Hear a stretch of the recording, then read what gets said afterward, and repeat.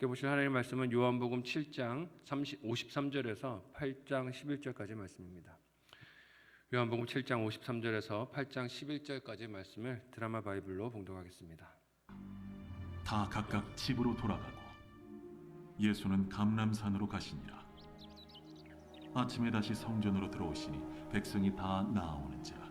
앉으사 그들을 가르치시더니 서기관들과 바리새인들이 음행 중에 잡힌 여자를 끌고 와서 가운데 세우고 예수께 말하되, 선생이여, 이 여자가 간음하다가 현장에서 잡혔나이다.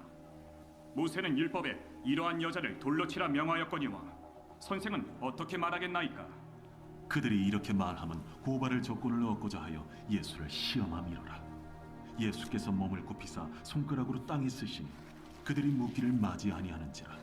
이에 일어나 이르시되, 너희 중에 죄 없는 자가 먼저 돌로 치라. 다시 몸을 굽혀 손가락으로 땅에 쓰시니 그들이 이 말씀을 듣고 양심의 가책을 느껴 어른으로 시작하여 젊은이까지 하나씩 나가고 오직 예수와 그 가운데 섰는 여자만 남았더라. 예수께서 일어나사 여자 외에 아무도 없는 것을 보시고 이르시되, 여자여, 너를 고발하던 그들이 어디 있느냐? 너를 정죄한 자가 없느냐? 주여, 없나이다. 나도 너를 정죄하지 아니하노니 가서 다시는 죄를 범하지 말라. 아멘. 함께 읽은 본문의 말씀을 가지고 죄를 사하시는 은혜라는 제목으로 말씀 나누고 기도하도록 하겠습니다. 요한복음이 점차 십자가 사건을 향해서 나아가면서 유대인들이 예수님을 향한 적대감도 키워가고 있는 것을 봅니다. 예수님께서는 어둠 속에 갇혀 있는 그들에게 계속해서 포기하지 않고 빛을 비추시며 생명의 떡과 샘물이 되시는 자신을 보이시지만 유대인들, 특별히 이 율법에 대해 전문가라고 자처하는 자들은 이 말씀을 깨닫지 못합니다. 빛을 알지를 못해요. 오히려 유대인들은 자신들이 빠진 편견과 하나님 말씀에 대한 자신들의 해석이 유일하다라고 여기면서 이에 어긋나는 예수님의 행적과 가르침들을 배척하며 죽이려고 듭니다. 죽일 수 있는 이유, 기회가 무엇일까를 호시탐탐 노리고 있는 것이죠. 말씀을 자신들의 잘못과 허물을 비추시는 하나님의 은혜로 바라보고 빛으로 삼은 것이 아니라 남의 잘못을 드러내 고발하고 이를 인정하지 않는 자들을 배척하여 죽이려는 용도로 사용하고 있습니다. 이런 서기관들과 바리새인들은 스스로가 죄인이며 그로 인해 어둠에 사로잡혀 있는 존재라는 것을 알지 못하고 있어요. 자신들이 빛 가운데 있다라고 착각하고 있습니다. 함께 오늘 보면 7장 53절에서 8장 6절까지의 말씀을 좀 길지만 우리 같이 한 목소리로 읽어보겠습니다. 같이 읽습니다. 시작. 다 각각 집으로 돌아가고 예수는 감람산으로 가시니라. 아침에 다시 성전으로 들어오시니 백성이 다 나오는지라. 앉으사 그들을 가르치시더니 서기관들과 바리새인들이 음행 중에 잡힌 여자를 끌고 와서 가운데 세우고 예수께 말하되, 선생이여, 이 여자가 간음하다가 현장에서 잡혔나이다. 모세는 율법에 이러한 여자를 돌로 치라 명하였거니와 선생은 어떻게 말하겠나이까? 그들이 이렇게 말하면 고발할 조건을 얻고자 하여 예수를 시험함이로라. 예수께서 몸을 굽히사 손가락으로 땅에 쓰시니. 아멘. 다시 성전에 들어오신 예수님께 사람들이 가까이 나아옵니다. 그 가르치신 말씀이 다른 선생들과 달랐고 더불어 치유하는 권능과 이적도 나타내시니 많은 사람들이 이를 보려고 모여든 것입니다. 그런데 이 자리에 오늘 말씀의 분이 누구도 있습니까? 서기관들과 바리새인들도 있습니다. 근데 그들이 예수님께 나온 목적은 무엇입니까? 배우려는 것이 아닙니다. 말씀에 대해서 가르침을 받기 위해서 나온 것이 아니에요. 아이러니한 것은 함정에 빠뜨려서 죽이려고 하는 것인데 이 죽이려는 도구가 무엇이 되고 있다는 것입니까? 하나님의 말씀이 되고 있다는 것입니다. 하나님 주신 말씀을 가지고 죽이려고 예수님을 찾아와서 호시탐탐 기회를 노립니다. 그들이 예수님을 적대하기 시작한 것은 안식일에 병자를 고치신 것이 발단이 되었습니다. 그것이 그들이 안식일과 관련된 유전을 범한 일이다, 이것이 죄다라고 여겼기 때문입니다. 이에 다른 함정을 율법으로 파서 빠뜨리기 위해 예수님 앞에 찾아왔습니다. 모양새는 묻기 위하여 온 것 같지만 묻기 위하여 온 것이 아니죠. 그들은 율법을 엄격하게 지킨다라고 자부했지만 실상은 스스로가 율법의 입법자요 재판관이 되어 있었습니다. 정죄와 공격을 위한 재료로 하나님의 말씀을 사용하고 있는 것이죠. 다가온 모습은 겸손으로 포장을 했습니다만, 그래서 모르는 척, 답을 구하는 척, 엎드리는 척 하고 있지만 그들의 질문은 순종을 위한 것이 아닙니다. 어떤 답이 나오든지 간에 예수님의 입에서 나오는 그 답을 가지고 함정에 빠뜨려 빌미로 죽이려는 것이 그들이 묻는 질문의 목적입니다. 그들이 율법에 대한 질문을 가지고 데리고 온 한 여자는 간음 현장에서 잡힌 죄인이었습니다. 율법으로는 이 죄는 돌로 쳐서 죽이는 것이 마땅한 죄이지요. 그런데 이를 실행하지 않고 예수님께 데리고 나와 어떻게 할까요?를 묻습니다. 간음을 금하는 율법을 주신 하나님의 뜻과 사랑이 그 율법을 통하여, 계명을 통하여 보여야 하는데, 서기관들의 눈에는 하나님의 사랑이 보이는 것이 아니라 무엇이 보입니까? 자신들이 이루고 싶은 승리가 보여요. 예수님을 누르고 자신들이 차지하고 싶은 권세가 보입니다. 예수님을 향한 증오만 보여요.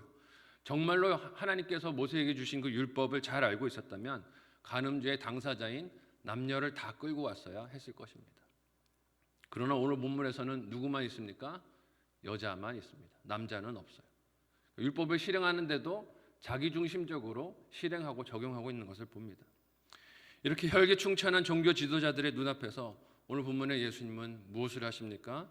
1군 6절의 하반절을 보니 주님께서 몸을 굽히사 낮추시고 손가락으로 땅에 무언가 쓰셨다라고 기록하고 있습니다. 몸을 세워 고발하고 고압적인 자세를 취하고 있는 바리새인들, 종교 지도자들과 예수님의 태도, 자세가 대조적인 것을 봅니다. 예수님은 몸을 낮추시고 급히 말씀하시기보다는 인내하시는 모습을 보이시고 계십니다. 그러자 고발하는 유대인들이 다시 어떻게 그들의 목소리를 오늘 본문에서 높입니까? 함께 7절에서 9절까지의 말씀을 한 목소리로 읽어보겠습니다. 같이 읽습니다. 시작. 그들이 묻기를 맞이 아니하는지라 이에 일어나 이르시되 너희 중에 죄 없는 자가 먼저 돌로 치라 하시고 다시 몸을 굽혀 손가락으로 땅에 쓰시니 그들이 이 말씀을 듣고 양심의 가책을 느껴 어른으로 시작하여 젊은이까지 하나씩 하나씩 나가고 오직 예수와 그 가운데 섰는 여자만 남았더라. 아멘.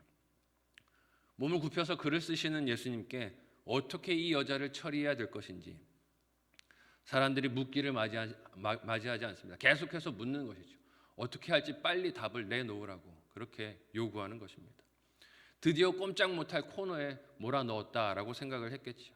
의기양양했을 것입니다. 이것으로 잡아 죽일 기회를 얻을 수 있다라고 여겼겠죠. 남의 죄를 찾아내서 이를 비난하며 고발하는 사람들의 큰 특징이 무엇입니까? 자신은 죄가 없다라고 여기는 것입니다. 이런 현상은 오늘 사회도 만연하죠. 언론 앞에 죄가 폭로되어 드러나는 사람이 생기면 사람들이 다 어떻게 합니까? 누구든지 입이 있는 사람들은 손가락질하며 입으로 어떻게 그런 죄를 지을 수 있느냐고 말을 합니다. 그러나 자신도 죄인이란 걸 잊어버리고 있어요. 자신도 언제든지 환경이 거기에 들어가게 되면 그런 죄를 지을 수 있는 연약한 인생이란 것을 모르고 있습니다. 손가락질하며 그 입으로 재판관이 되어서 각각의 판결과 형량을 이야기하며 그 정도의 죄로는 그 정도의 처벌로는 부족하다라고 떠듭니다. 그러나 이 땅의 인생에서 드러난 죄인과 숨은 죄인만 있을 뿐이지 죄인이 아닌 사람이 누가 있겠습니까? 드러났을 뿐이고 숨었을 뿐이에요. 모두가 다 죄인입니다. 로마서 3장 10절은 이것을 이렇게 선언을 합니다. 같이 한 목소리로 읽어보겠습니다. 시작. 기록된 바 의인은 없나니 하나도 없으며. 아멘. 이 말씀이 나는 해당이 된다라는 것을 생각을 못하는 것 같아요. 사람들은 표면적으로 드러난 죄, 행하다가 들킨 죄, 다른 사람들의 죄만 죄라고 여깁니다. 숨겨진 죄, 내 마음속에 있는 죄, 드러나지 않은 죄는 죄가 아니라고 착각하죠. 내가 범한 죄도 죄가 아니라고 생각을 합니다. 그럴 만한 이유가 있다라고 다 여기는 것이죠. 이를 깨닫지 못하고 스스로를 의롭다라고 여기며 계속 예수님께 묻는 사람들에게 예수님 뭐라고 말씀하십니까? 너희 중에 죄 없는 자가 먼저 돌로 치라고 하십니다. 이 말을 하시고 다시 예수님께서 몸을 굽혀 땅에 쓰실 때 오늘 본문에 어떤 일이 일어납니까? 의기양양하던 사람들, 자신들이 의인이라고 착각하던 사람들, 판사와 재판관이 되었던 사람들이 양심의 가책을 느끼고 하나씩 하나씩 떠나갑니다. 자기 죄가 보이는 것이죠. 이것도 예수님의 은혜임을 깨닫습니다. 아, 내가 죄인이구나. 이 일을 할 자격이 없는 인생이구나 하는 것을 깨닫는 것도 주님의 은혜입니다. 그 여인을 향했던 손가락에서 자신들 안에 있는 죄를 느끼고 부끄러움을 경험하며 자신들이 지금 혈기충천해서 정죄한 것이 얼마나 무지하고 적절치 못한 행동인지를 깨닫게 하시는 것도 빛 대신 예수님의 은혜임을 봅니다. 예수님은 그렇게 떠나간 사람들을 뒤로 하고 잡혀온 여자와 단둘이 남습니다. 그리고 그 여인에게 어떤 말씀을 오늘 본문에서 하십니까? 함께 10절에서 11절까지의 말씀을 한 목소리로 읽어보겠습니다. 같이 읽습니다. 시작. 예수께서 일어나사 여자 외에 아무도 없는 것을 보시고 이르시되 여자여 너를 고발하던 그들이 어디 있느냐? 너를 정죄한 자가 없느냐? 대답하되 주여 없나이다. 예수께서 이르시되 나도 너를 정죄하지 아니하노니 가서 다시는 죄를 범하지 말라 하시니라. 아멘. 사실 이 간음 현장에 끌려온 여인은 사람 취급을 받지 못하고 있는 상태에 있었습니다. 그 가운데 던져놓고 바리새인들과 서기관들이 자신들의 목적을 이루려는 도구처럼 삼아서 이리저리 참소를 하고 있었어요. 그렇게 인격 없는 존재로 취급되고 있었습니다. 그러나 예수님은 그녀를 사랑으로 부르시며 그녀의 마음과 두려움을 살펴주십니다. 이유가 무엇입니까? 예수님의 그녀를 향한 마음은 그녀가 죄에서 벗어나 회개하고 하나님께서 기뻐하시며 동행하실 수 있는 삶을 사는 구원받음에 있기 때문에 그렇습니다. 그런 인생을 살기를 예수님이 원하셨던 것이에요. 한 영혼을 죄에서 건져 살게 하시는 것이 하나님의 뜻이지 정죄하여 멸망시키는 것이 하나님의 원하시는 바가 아니기 때문에 그렇습니다. 그렇게 그녀를 자상하게 부르시며 물으신 것은 죄의 유무가 아닙니다. 너 죄를 지었느냐 아니냐라고 묻지 않으세요.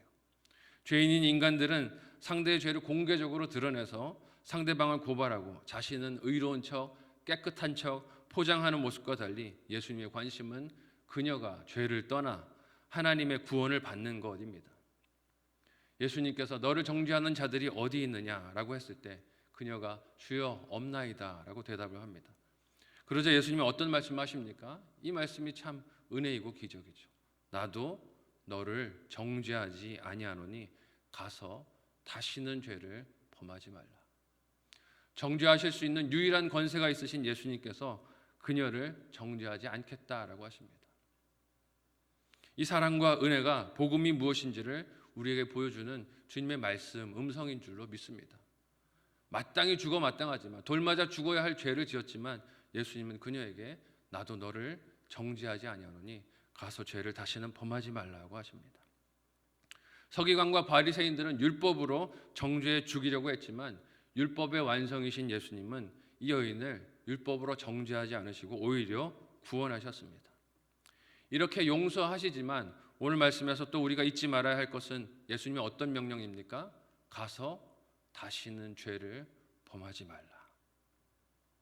용서가 죄의 허용은 아니라는 것을 우리가 기억해야 하는 것입니다.